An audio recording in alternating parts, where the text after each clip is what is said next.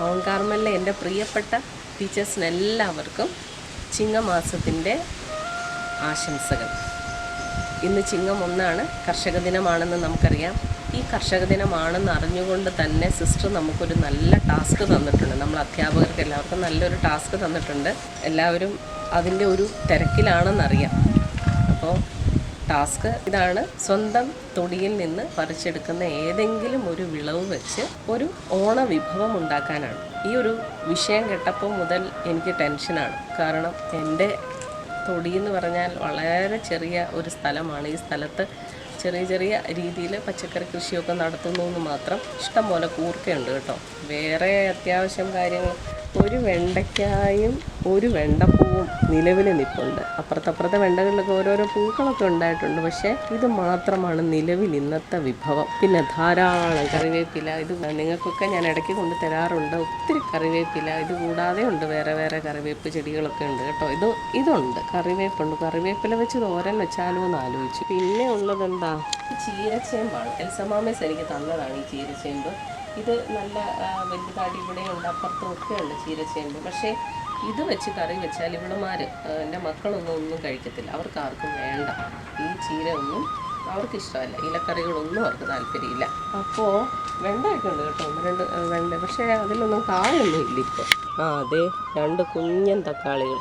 ഇവന്മാരെ പറിച്ചാൽ എന്തുണ്ടാക്കാനാ? പാവലിലൊന്നും കായൊന്നും പിടിച്ചുമില്ല. നല്ല സമൃദ്ധിയോടെ ഉണ്ടായിരിക്കുന്ന കസ്തൂരി മഞ്ഞളുണ്ട്. കസ്തൂരി മഞ്ഞൾ വെച്ച് ഓരോ ഓണവിഭവം ഉണ്ടാക്കാൻ എനിക്കറിയത്തില്ല. ഇനിയിപ്പം അടുത്ത എന്താ, മുരിങ്ങയില. എൻ്റെ മനസ്സിലൊരു ഐഡിയ ഉണ്ട്. ഒരു ചേനത്തണ്ട് നിൽപ്പുണ്ട്. ചേനത്തണ്ടും ചെറുപയറും ഓണത്തിൻ്റെ ഒരു വിഭവമാണല്ലോ. ഈ ചേനത്തണ്ട് ഒന്നിനും കൊള്ളുകയില്ല. ഒരാരോഗ്യവും ഇല്ല. ഒന്നാമത് ഇത് മങ്ങിച്ചു പോയിരിക്കും. വാഴക്കൊലയും ആയിട്ടില്ല. അതുമൊക്കെ കുഞ്ഞിനെ 3 വാഴക്കൊലകളുണ്ട്. എല്ലാം ഈ ഒരു പരുവമാണ്. മുരിങ്ങയില നോക്കിയാലോ. പക്ഷെ മുരിങ്ങയില കർക്കിടകം ജസ്റ്റ് കഴിഞ്ഞല്ലേ ഉള്ളൂ. അപ്പം മുരിങ്ങയില ഉപയോഗിക്കാനും പറ്റില്ല. അതിൻ്റെ ആ ഒരു വിഷാംശമൊന്നും പോയി കാണത്തില്ല. മുരിങ്ങയിലയ്ക്ക് സൈനൈഡ് ഉണ്ടെന്നല്ലേ പറയുന്നത്. മുരിങ്ങയ്ക്കായ ഉണ്ട്, അങ്ങ് തുഞ്ചത്താണ്. അത് തൂട്ടി എത്തത്തില്ല, അവിടം വരെ പറിക്കാൻ പറ്റത്തില്ല. പിന്നെ ഉള്ളത് പയറും അച്ചിങ്ങാപ്പയറും ഒക്കെ ഉണ്ടായിരുന്നു. അതൊക്കെ പോയി. ഇനിയിപ്പം വാഴയില മാത്രമേ ഉള്ളൂ. വാഴയില വെച്ച് എന്തെങ്കിലും ചെയ്താലോ? ഓണമല്ലേ, ഓണമാകുമ്പം തീർച്ചയായിട്ടും വാഴയിലയ്ക്കൊരു പ്രസക്തി ഉണ്ടല്ലോ. വാഴയില വെച്ചൊരു വിഭവം തയ്യാറാക്കിയാലോ? നിങ്ങൾ കഴിച്ചിട്ടില്ലായിരിക്കും. ഞാൻ ഒരിക്കൽ ട്രൈ ചെയ്ത് നോക്കിയതാണ്. ഒരു വാഴയില പായസം. ഓണത്തിന് പായസം ഒരാവശ്യമാണല്ലോ. വാഴയില നമുക്ക് വേണം. എന്നാൽ പിന്നെ വാഴയില പായസം തന്നെ അയക്കാം. നമുക്ക് വാഴയില പായസം ഉണ്ടാക്കാം അല്ലേ? അത് തന്നെ തീരുമാനിച്ചേക്കാം.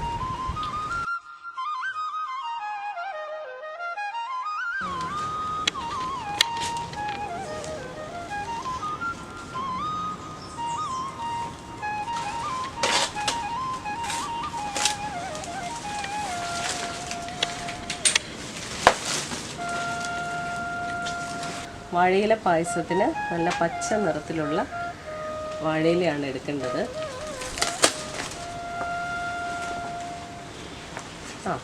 ഇത്രയും വാഴയില മതി നമുക്ക് ഒരു പായസം തയ്യാറാക്കാൻ വേണ്ടി. നിങ്ങൾക്ക് കാണാമല്ലോ അല്ലേ? എൻ്റെ വലിയൊരു കൊതിയായിരുന്നു വാഴയിലയിൽ ചോറ് പൊതിഞ്ഞ് കെട്ടി സ്കൂളിൽ കൊണ്ടുവരിക എന്നുള്ളത്. അപ്പം ആ ഒരു ആഗ്രഹത്തിൻ്റെ പുറത്ത് ഞാൻ കൊച്ചുമോൾ മിസ്സിനോട് പറഞ്ഞു. അപ്പോൾ കൊച്ചുമോൾ മിസ്സാണ് 3 വാഴ തന്നത്. ആ 3 വാഴത്തൈകൾ ഇപ്പോൾ ദേ കണ്ടോ, 10-23 വാഴകളായിട്ട് മാറിയിട്ടുണ്ട്.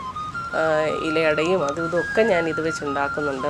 ശരിക്കും പറഞ്ഞാൽ വാഴമാണം തൊട്ട് അപ്പോൾ മുളച്ച് വരുന്ന കൂമ്പ് വരെ വളരെ പോഷകസമൃദ്ധമാണ്. നമുക്ക് ഒരുപാട് ഉപയോഗങ്ങളുണ്ട് വാഴ വെച്ച്. നമ്മൾ ഇന്നുണ്ടാക്കാൻ പോകുന്ന വിഭവം വാഴയില പായസം. നമുക്കിപ്പോൾ ഈ കോവിഡും ഒക്കെ ആയി പോയത് കൊണ്ടാണ്. ഇല്ലെങ്കിൽ തീർച്ചയായിട്ടും സ്റ്റാഫ് റൂമിൽ ഈ ഒരു വാഴയില പായസം കൊണ്ടുവന്ന് ഞാൻ നിങ്ങൾക്ക് എല്ലാവർക്കും തന്നേനെ. അപ്പോൾ വാഴയില പായസം നമുക്ക് തയ്യാറാക്കാം. നമുക്ക് കിച്ചണിലേക്ക് പോകാം.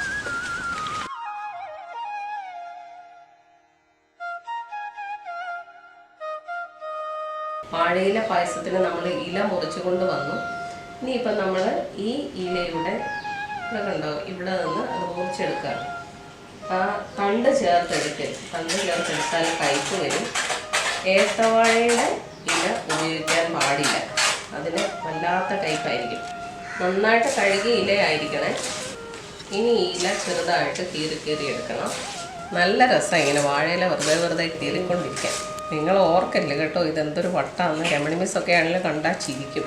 എന്തായാലും നിങ്ങളിത് ഉണ്ടാക്കി കഴിച്ച് നോക്ക്, അന്നേരം അറിയാം അതിൻ്റെ ഒരു ടേസ്റ്റ്. ഇനിയിപ്പം ചെയ്യേണ്ടത്, ഇത് നമ്മൾ ചെറിയ തോരൻ അരിയുന്ന പോലെ അരിയില്ലേ, അതുപോലെ അരിഞ്ഞെടുക്കണം. എന്തായാലും സിസ്റ്ററെ ഇത് നല്ലൊരു ടാസ്ക്കായിരുന്നു.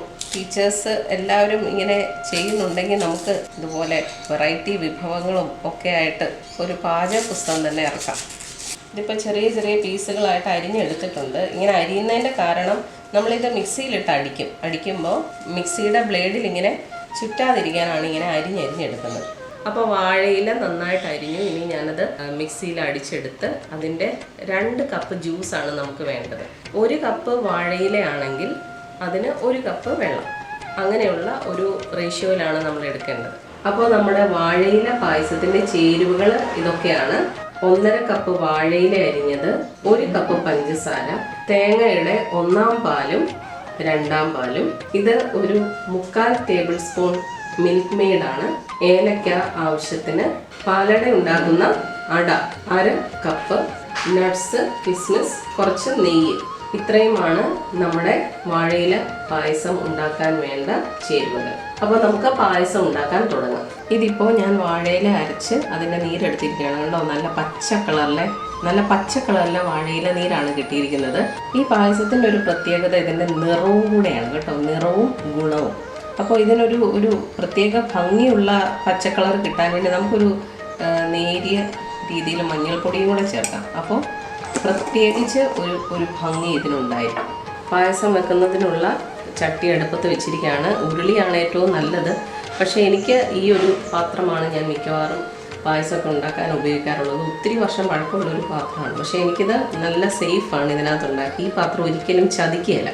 ആദ്യം നമുക്കിതിലേക്ക് 1 സ്പൂൺ നെയ്യ് ഒഴിക്കാം.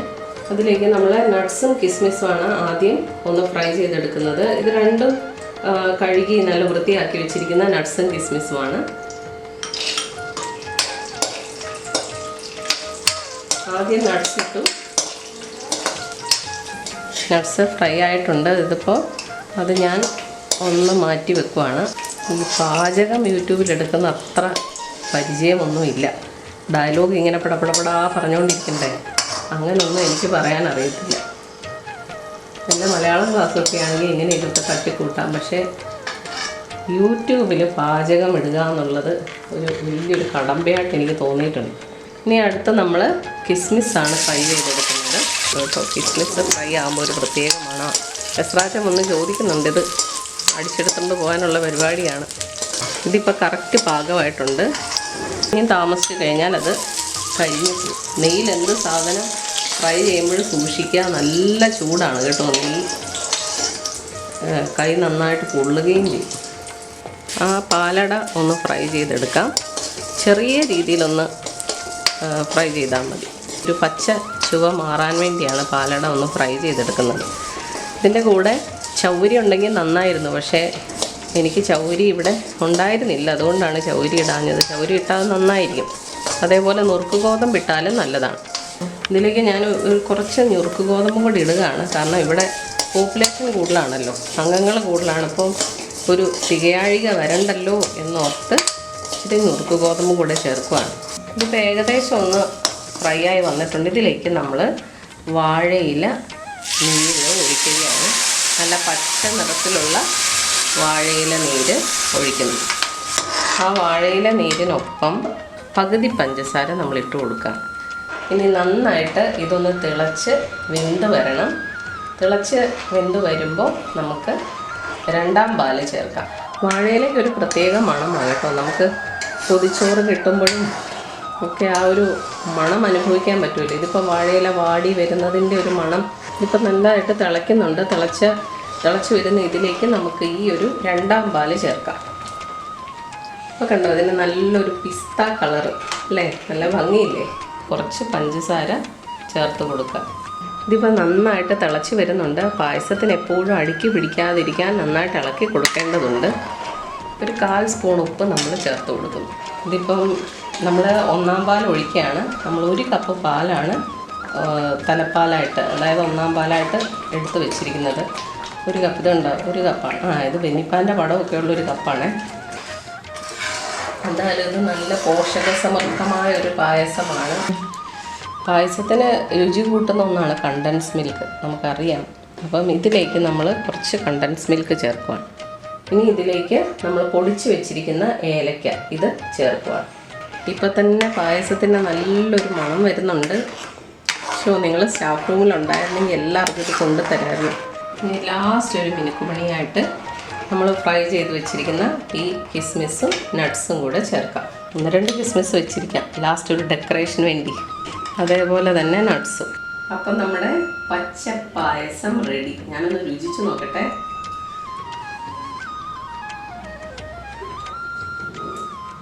അടിപൊളി, സൂപ്പർ. എനിക്ക് മധുരം ഭയങ്കര ഇഷ്ടമാണെന്നറിയാമല്ലോ. ഈ പായസം നിങ്ങൾക്ക് ഇഷ്ടപ്പെട്ടോ? അപ്പോൾ ഈ പ്രാവശ്യം ഓണത്തിന് നിങ്ങൾ ഇങ്ങനത്തെ ഒരു പച്ച പായസം ഉണ്ടാക്കണം കേട്ടോ. വാഴയിലെ പായസം ഉണ്ടാക്കണേ. സെർവിങ് ഡിഷിലേക്ക് അപ്പം ഞാനിത് സെർവിങ് ഡിഷിലോട്ട് എടുത്തു കഴിഞ്ഞു.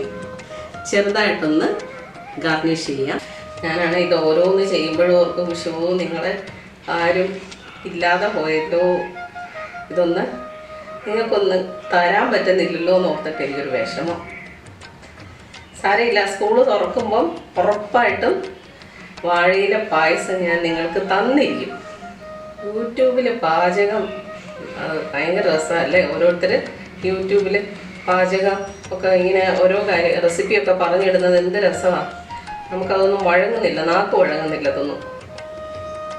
അപ്പോൾ നമ്മുടെ പച്ച പായസം റെഡി. ഡാഡി, ഇത് ഞാൻ ഉണ്ടാക്കിയൊരു പായസമാണ്. ഡാഡി ഒന്ന് കഴിച്ചു നോക്കി. ഇത് എന്ത് പായസം എന്ന് പറയണേ? പച്ച കളറ്. പച്ച, അതാ ഡാഡി എൻ്റെ ടേസ്റ്റ്. എന്ത് പായസമാണെന്ന് പറ. നല്ല ടേസ്റ്റ് ഉണ്ട്. എന്താണാവോ വാഴയുടെ പായസം.